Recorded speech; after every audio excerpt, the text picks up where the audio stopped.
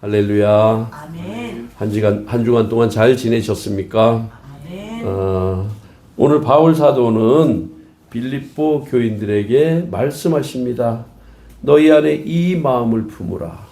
이 마음은 곧 그리스도 예수의 마음이다. 라고 아멘. 말씀합니다. 빌립보 교회는 바울 사도가 2차 전도 여행 시 AD 52년에서 49년 정도에 교회로 세워졌습니다. 바울 사도는 드로아에서 소아시아 지역으로 전도하고 1차 전도 여행 때 했던 곳으로 다니며 그들을 굳게 하려고 했지만 꿈속에서 마게도냐인의 환상을 보았습니다. 이곳으로 와서 우리를 도와달라. 그래서 바울 사도는 지체하지 않고 바로 향한 곳이 바로 유럽의 첫 관문인 빌립보였습니다. 빌립보 교회는 처음 이곳에서 예수를 영접한 자주장사 루디아의 집에 세워진 가정교회였습니다. 또한 그곳에서는 바울과 실라가 복음을 전하다가 투옥되어 심야에 기도하고 찬양하는 중에 옥문이 열리고 그곳에서 간수의 가족들도 회심하여 예수를 영접했던 곳입니다. 그러므로 빌립보 교회는 바울이 세운 교회 중 가장 우호적이고 바울의 선교 사역에 협조적인 교회였습니다. 바울의 선교를 지속적으로 지원했고 물질적인 연보를 계속적으로 후원하였습니다. 2장 25절에는 에바브로디도를 통하여 연보를 보내었다고 언급되기도 합니다. 또한 유럽으로 나가는 길목에 최초로 세워진 교회라는 점도 로마를 최종 목적지로 삼은 바울에게 상당히 의미가 있습니다. 당시 빌립보는 로마의 식민지 도시로 로마 황제 숭배 문화가 만연해 있었고 그로 인해 사회적인 강한 압박을 받고 있는 상황이었습니다. 그러므로 바울은 1장 28절로 30절에 이러한 상황을 복음을 위한 고난으로 이해하도록 권면하고 있습니다. 무슨 일에든지 대적하는 자들 때문에 두려워하지 아니하는 이 일을 듣고자 함이라. 이것이 그들에게는 멸망의 증거요 너희에게는 구원의 증거니 이는 하나님께로부터 난 것이라. 그리스도를 위하여 너희에게 은혜를 주신 것은 다만 그를 믿을 뿐 아니라 또한 그를 위하여 고난도 받게 하심이라. 너희에게도 그와 같은 싸움이 있으니 너희가 내 안에서 본 바요 이제도 내 안에서 듣는 바니라. 아멘. 또한 당시 지도적인 인물 사이에는 작은 갈등이 생겨나고 있었습니다. 4장 2절에 보면 유오디아와 순두계라는 여성 지도자들에게 주 안에서 하나 되라고 바울 사도는 조심스러운 권면을 하고 있습니다. 빌립보 교회는 기도하는 여인들이 주축이 되어 세워진 교회입니다. 유오디아는 순조로운 여행이라는 의미를 가졌고 순두계의 뜻은 행운의 기회라는 뜻을 지니고 있습니다. 두 여성 지도자는 본문의 전후관계로 보아 서로 분쟁하고 다툼이 있었던 것으로 보입니다. 빌립보 교회는 루디아에 의해서 세워진 교회이기 때문에 상대적으로 여성의 역할이 컸던 교회입니다. 따라서 이 두 여인의 다툼과 분쟁은 빌립보 교회에 악영향을 미쳤음이 틀림이 없습니다. 주 안에서 같은 마음을 품으라. 바울은 앞부분의 권면에 이어 끝부분인 4장에 와서는 구체적이고 깊이 있는 권면을 하고 있습니다. 바울이 이 두 여인 각자의 이름을 호명하며 이름 뒤에 각각 권한 논의를 반복하는 것은 두 사람 사이의 불화가 매우 심각했기 때문에 개별적인 훈계가 필요함을 나타내고 있습니다. 바울은 이 둘의 분쟁이 속히 해결되도록 화해를 권면하고 있는 것입니다. 여기서 같은 마음이란 주 안에서 사랑으로 하나 된 마음을 가리킵니다. 아멘. 바울은 그들이 주님으로부터 떠나기를 원치 않았습니다. 교회의 화해와 일치의 기본 원리는 주님과의 영적인 연합에 있습니다. 성도는 주님의 격려와 모본을 받아들여 화해함으로써 교회에 유익을 끼쳐야 합니다. 이런 문제를 안고 있는 빌립보 교회에 서신의 서두를 열면서 바울 사도는 오늘 본문의 권면으로 편지를 시작하고 있는 것입니다. 바울 사도가 빌립보 교회를 사랑하는 마음과 권면의 내용이 간절함을 1장 8절에는 이같이 말씀합니다. 내가 예수 그리스도의 심장으로 너희 무리를 얼마나 사모하는지 하나님이 내 증인이시라. 그러므로 사도는 그가 그리스도의 심장으로 사모하는 오늘날 모든 교회에 오늘 본문의 말씀으로 간절하게 권면하고 있는 것입니다. 너희 안에 이 마음을 품으라. 곧 그리스도 예수의 마음이니. 아멘. 즉 예수 그리스도께서 품으신 우리가 본받아야 할 마음 자세를 가르치고 계십니다. 첫째, 예수 그리스도는 근본 하나님의 본체라고 말씀하십니다. 아멘. 태초에 천지를 창조하실 때에도 하나님과 함께 계셨습니다. 아멘. 사람을 만드실 때도 우리의 형상을 따라 우리의 모양대로 만들자고 말씀하셨습니다. 태초부터 삼위의 하나님이 존재하셨음을 우리는 알 수가 있습니다. 그렇게 하나님의 모양대로 하나님의 영을 불어넣어 살아있는 영이 된 인간은 하나님 보시기에 심히 좋았다고 말씀하셨습니다. 하나님께서는 심히 기뻐하시며 인간들에게 복을 주십니다. 생육하고 번성하여 땅에 충만하라. 땅을 정복하라. 땅에 움직이는 모든 생물을 다스리라.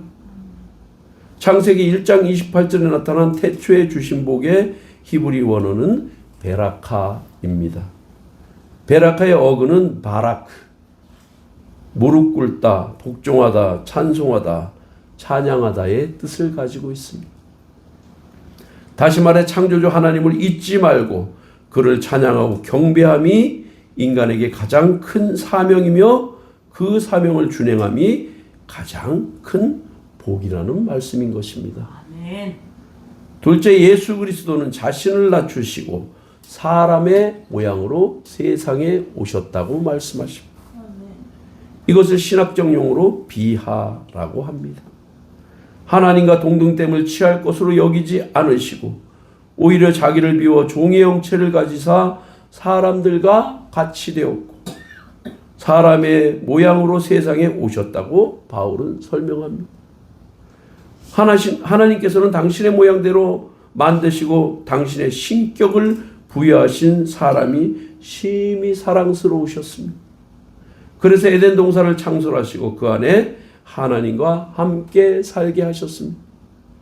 그러나 인간은 먹음직하고 보암직하고 지혜롭게 할 만큼 탐스러운 선악과를 마주하자 하나님의 명령을 잊어버리고 뱀의 유혹에 빠져 선악을 알게 하는 나무의 열매를 먹는 불순종의 죄를 범하게 됩니다. 죄를 범한 즉시 인간에게는 두려움이 임하게 됩니다. 죄를 범한 인간은 그토록 다정하던 하나님이 두려워졌습니다. 그들은 하나님의 낯을 피하여 동산나무 사이에 숨어버립니다. 죄를 지은 인간은 하나님 자녀에서 죄의 종으로 일순간 전락해버립니다.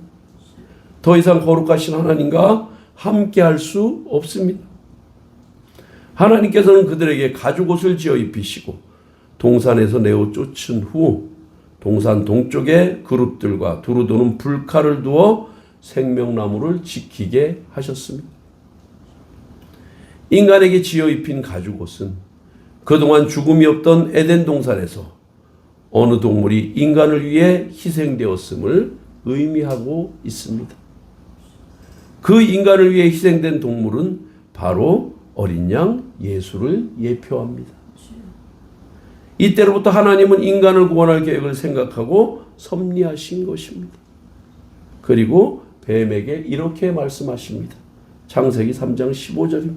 내가 너로 여자와 원수가 되게 하고 내 후손도 여자의 후손과 원수가 되게 하리니 여자의 후손은 내 머리를 상하게 할 것이요 너는 그의 발꿈치를 상하게 할 것이니라 하시고 이 말씀을 우리는 원시복음이라고 합니다. 인간이 죄를 범한 직후부터 하나님의 구원 계획은 시작된 것입니다. 그러나 쫓겨난 인간들은 어떨까요? 하나님을 떠난 인간들은 죄의 종으로 세상을 살아갑니다. 결국 얼마 되지 않아 세상을 죄악으로 가득 채우고, 이 상황을 창세기 6장 5절은 이렇게 말합니다. 여호와께서 사람의 죄악이 세상에 가득한가 그의 마음으로 생각하는 모든 계획이 항상 악할 뿐임을 보시고 땅 위에 사람 지으셨음을 한탄하사 마음에 근심하시고. 결국 하나님은 의인 노아의 가족들만 남기시고 이 땅의 모든 생명을 홍수로 멸하시는 가슴 아픈 결정을 하시게 됩니다. 1년 17일 만에 방주에서 나와 예배드리는 노아 가족을 보면 하나님께서는 다시는 인간을 물로 심판하지 않으시겠다고 무지개 언약을 맺어주십니다. 그러나 인간은 계속 죄 중에서 헤어나오지 못합니다. 죄의 본성을 가진 인간들은 도모하는 모든 것이 오직 죄를 향하여 달립니다.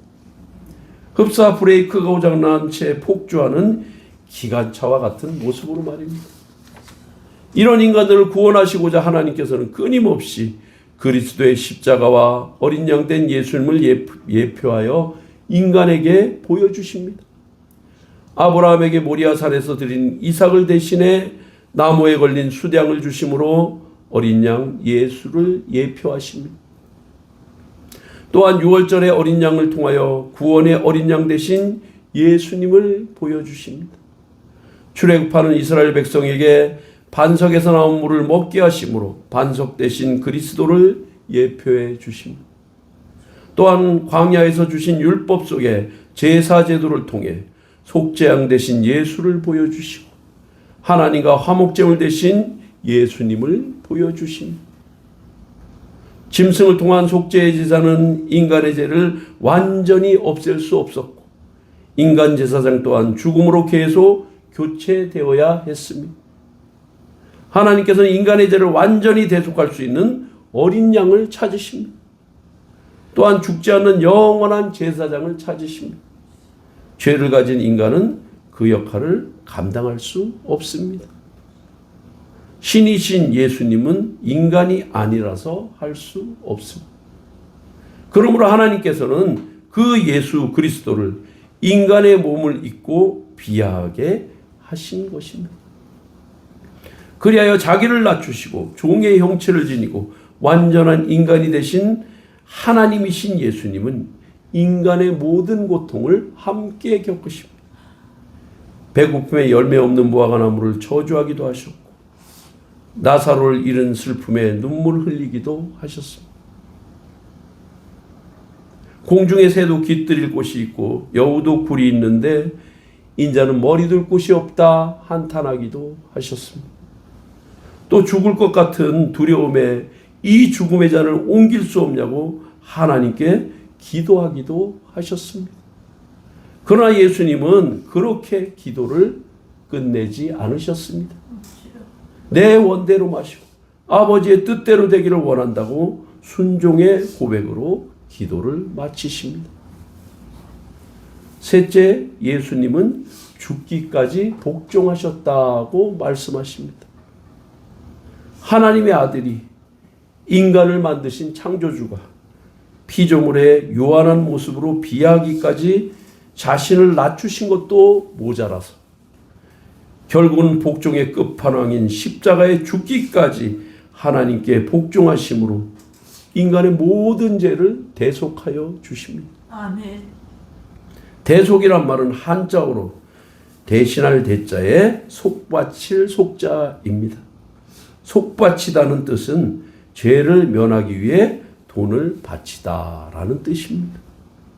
즉 죄의 종으로 전락한 인간을 하나님의 자녀로 다시 사기 위해 예수님을 값으로 주고 인간을 사탄에게서 다시 사 오셨다는 뜻입니다. 예수님이 십자가에 죽으신 핏값으로 인간을 죄의 주인인 사탄의 손아귀에서 다시 사셨다는 뜻이 바로 대속입니다. 죄로 가득하여 죽을 수밖에 없고 흉악한 마귀 사탄의 종된 나를 하나님 품에 안으시려고 당신의 외아들로 그 값을 치르신 것입니다. 이것이 비유가 될지는 모르겠습니다만 우리 집에서 키우던 강아지 마리가 어느 날 집을 나갔다고 생각해 봅시다. 다른 집에서 몇 년을 살면서 제법 통통하게 살이 쪘습니다. 새 주인은 올해 복날 잡아 보신탕을 해 먹으려고 열심히 마리를 살찌우고 있습니다. 그 계획을 알게 된 저는 도저히 그냥 있을 수 없었습니다. 여기까지는 제정신입니다. 그래서 아들 범령이를 대신 죽이라고 마리의 새 주인에게 주고 마리를 찾아왔습니다. 저는 참 잘했을까요? 남들은 저를 미친놈이라고 할 것입니다. 제 아내는 분명 이혼 서류를 보낼 것입니다. 꼴도 보기 싫어서 서류도 다른 사람을 통해 보낼 것입니다. 과연 저는 예수님께 견주어 강아지 마리만한 존재라도 되는 사람일까요? 하나님 정말 우리 인간이 하는 말로 미친 분이 된 것입니다. 미친 사랑이 아니고서야 어떻게 우리를 대신해서 외아들을 죽일 수 있단 말입니까? 개그 콘서트 아시죠? 개콘에 대화가 필요해 라는 코너가 있습니다. 아들 장동민, 아빠 김대희, 엄마 신봉선. 세 가족이 식탁에 앉아 밥을 먹습니다. 밥 먹자는 아빠의 말로 개그가 시작이 됩니다. 그런데 어느 날 아들 동민이가 무척 큰 잘못을 저질렀습니다. 그래서 몽둥이를 들고 온 아빠를 보고 아들은 무척 겁을 먹는데 아빠가 몽둥이를 아들에게 주며 말합니다. 다 아들 잘못 키운 내 잘못이니 내를 때려라. 놀란 아들은 망설이다가 아빠가 치라고 언성을 높이자 아빠를 살금살금 조심스럽게 때리기 시작합니다. 그 광경을 옆에서 지켜보던 엄마 신봉선이 어떻게 했을까요? 아들의 몽둥이를 뺏어들며 말합니다. 그렇게 쳐도 되겠나? 그리고 아빠를 무지막지하게 때리기 시작합니다. 웃어넘길 개그이지만 저는 생각했습니다. 맞아, 자식을 때리느니 내가 맞고 말지. 저 또한 잘못한 아들을 때릴 수 없었습니다. 그래서 제 손바닥을 아들 손 위에 얹고 회초리를 내리쳤습니다. 하나님 아버지도 그러셨을까요? 사랑하는 인간에게 차마 진노의 채찍을 들 수 없어서 그 체벌이 너무 가슴 아파서 당신이 대신 진노의 매를 맞으신 걸까요? 예수님이 나를 대신해 십자가를 지심으로 내 죄값 때문에 내가 받아야 할 벌을 대신 다 받아주셨습니다. 그리고 말씀하셨습니다. 이렇게요. 너는 이제 죄가 없으니 의인이다. 너를 내 아들의 피로 살렸으니 너는 이제 내 아들이다. 아멘. 이것을 우리는 칭의라고 합니다. 이렇게 우리는 하나님의 자녀가 된 줄로 믿으시길 바랍니다. 아멘. 도저히 죄로 인해 살 수 없는 우리를 위해 하나님의 무조건적이고 불가항력적이고 완전하신 은혜와 사랑으로 살리시고 의롭다 칭해 주시고 자녀 삼아 주신 것입니다. 아멘.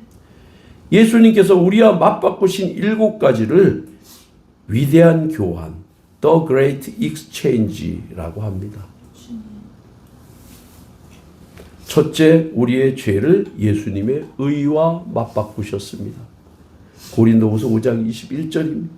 하나님이 죄를 알지도 못하신 이를 우리를 대신하여 죄로 삼으신 것은 우리로 하여금 그 안에 하나님의 의가 되게 하려 하심이라. 둘째, 우리의 정죄를 예수님의 용서와 맞바꾸셨습니다. 로마서 8장 1절입니다. 그러므로 이제 그리스도 예수 안에 있는 자에게는 결코 정죄함이 없나니 이는 그리스도 예수 안에 있는 생명의 성령의 법이 죄와 사망의 법에서 너를 해방하였음이라. 아멘.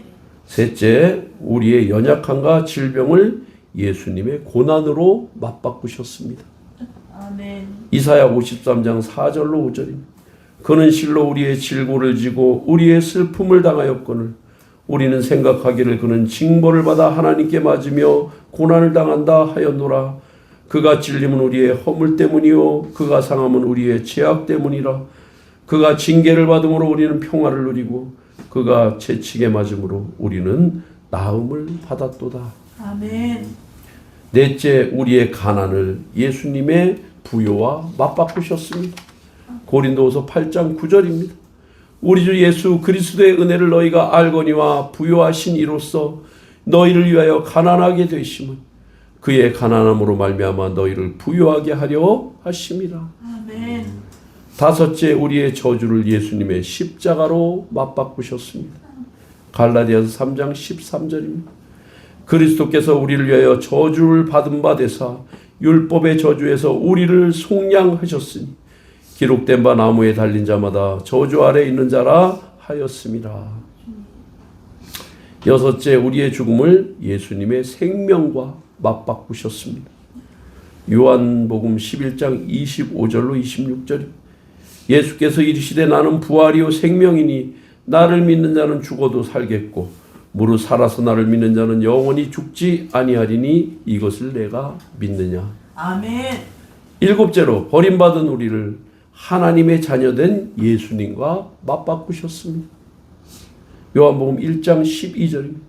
영접하는 자고 그 이름을 믿는 자들에게는 하나님의 자녀가 되는 권세를 주셨으니. 아멘. 사랑하는 여러분, 오늘 바울 사도는 이 예수님의 마음을 우리에게 품으라고 하십니다. 이처럼 우리의 모든 것을 아들된 예수님과 모두 맞바꾸어 주었으니 이제는 자녀된 너희가 그 마음을 품고 아들의 역할을 하라는 것입니다.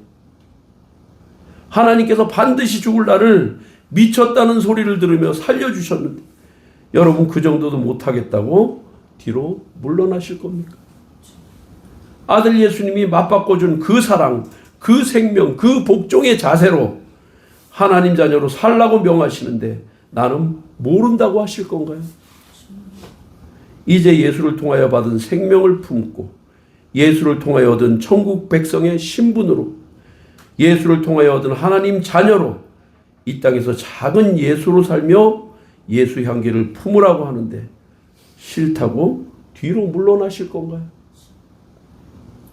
우리가 이렇게 하나님의 자녀다운 모습으로 살아갈 때 하나님께서는 영광을 받으십니다. 아멘. 우리를 통하여 비로소 하나님께서는 기뻐하십니다. 아멘.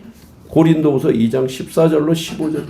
항상 우리를 그리스도 안에서 이기게 하시고 우리로 말미암아 각처에서 그리스도를 아는 냄새를 나타내시는 하나님께 감사하노라. 우리는 구원받는 자들에게나 망하는 자들에게나 하나님 앞에서 그리스도의 향기니. 아멘. 우리는 좋은 냄새를 향기라고 하고 나쁜 냄새를 악취라고 합니다. 우리가 하나님의 자녀로 살아가는 이 당당한 모습이 어떤 이에게는 향기가 되고 우리 원수 사탄에게는 두렵고 무서운 악취가 되기도 할 것입니다. 내가 아는 어떤 일로 하나님이 영광을 받으시는지 때로 우리는 오해하면서 살아갑니다. 예수님을 믿는 내가 남들보다 잘 되는 것, 내 자녀가 세상에서 잘 되고 가족들이 건강하고 무슨 일이든 하는 일마다 잘 돼서 믿지 않는 자들이 보란듯이 사는 것, 이런 일로 당연히 하나님께서 영광을 받으실 것이라고 생각합니다. 왜냐하면 나를 그렇게 잘 되게 해주신 분이 하나님이시니 당연히 하나님께서 영광 받으실 것이라고 생각하는 것입니다. 그러나 우리가 생각하는 이런 세상적인 일들에 하나님은 관심이 없으십니다. 하나님은 우리의 고귀한 영혼 구원에 모든 관심을 쏟고 계십니다. 아멘. 태초에 심히 보기 좋았던 하나님이 불어넣어 주신 하나님의 신격을 회복하길 간절히 원하고 계십니다. 아멘. 우리의 그릇된 생각 속에 더 이상 하나님을 가두지 마시고 이제 잘못된 내 생각을 바로 잡으시기 바랍니다. 아멘. 하나님께 영광이 되는 일은 하나님이 예수님이 하신 일입니다. 그 극치가 바로 십자가 사건입니다. 창세전 아버지와 하나로 계셨던 그 아들이 아버지에게 온전한 순종을 죽으심으로 드렸습니다. 그러므로 아버지께서 원하시는 모든 자들에게 영생을 주시는 일을 이루신 것입니다. 주님. 이제 우리가 그리스도의 죽으심을 통해 하나님의 자녀가 되었습니다. 아멘. 문제 하나 드립니다. 10원에 산 물건은 10원짜리입니다. 100원에 산 물건은 100원짜리입니다. 그렇다면 예수를 주고 산 우리는 얼마짜리일까요? 순간 여러분 머릿속에 예수님이 얼마일까 계산하고 계십니까? 바로 예수짜리입니다. 예수짜리. 아멘. 세상 끝에서 우리는 이제 하나님 자녀로서 예수짜리 값비싼 인생으로서 예수의 마음을 품고 하나님께 영광을 돌리는 삶을 살아내어야 합니다. 아멘. 본문 11절에는 예수 그리스도를 주라 시인하여 하나님 아버지께 영광을 돌리게 하셨다고 말씀하십니다. 아멘. 우리가 예수를 전하고 듣는 이들이 예수를 주로 시인할 때 하나님 아버지는 영광을 받으신다고 말씀하고 계십니다. 아멘.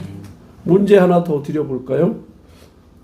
우리 자식들이 제가 싫어하는 음식을 온 정성을 다해 만들어서 명절마다 아버지가 좋아하는 음식이라고 드시라고 하면 맛있게 먹을까요? 아니면 답답할까요? 답답합니다. 소화제 먹어야 합니다. 더 이상 하나님이 좋아하지 않는 음식으로 하나님을 답답하게 하는 사람이 되지 맙시다. 아멘. 잠언 26장 13절입니다. 충성된 사자는 그를 보낸 이에게 마치 추수하는 날에 얼음 냉수 같아서 능히 그 주인의 마음을 시원하게 하느니라. 사랑하는 여러분, 우리 이제 더 이상 뒤로 물러나 침륜에 빠진 자들이 되지 맙시다.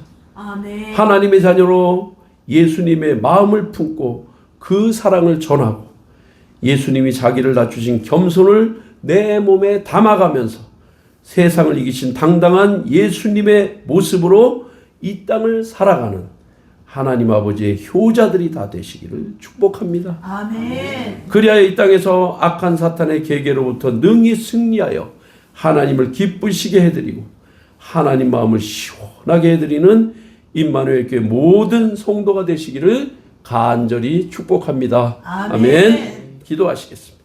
하나님 아버지 감사합니다. 죽을 수밖에 없고 반드시 죽어야 하는 저희를 위해 하나뿐인 아들로 값을 치르고 우리를 죄에서 사셔서 살려주시고 의롭다 칭해주시고 자녀 삼아주시고 천국 백성 삼아주신 것 너무나 감사합니다. 아멘. 이제 우리를 자녀 삼아주셨으니 예수 그리스도의 마음을 우리가 품고 이 땅의 마지막 날까지 예수님의 사랑을 전하고 예수님의 겸손으로 낮아지고 예수님의 담대함으로 세상을 이기며 살라고 명하시는 줄을 믿습니다. 아멘. 우리가 이 준엄한 명령을 감사히 받고 아멘. 예수님짜리 인생을 작은 예수의 모습으로 가볍게 살아가며 주님께 영광을 돌리도록 우리를 도와 주시옵소서. 아멘. 예수님의 이름으로 기도드리옵나이다. 아멘.